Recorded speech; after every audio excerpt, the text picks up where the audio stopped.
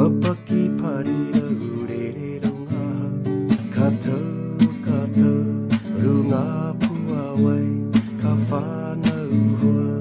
apurere hua katahi karua katoru kawha karu kare kaputa e whawhe purere hua rere runga Papaki parira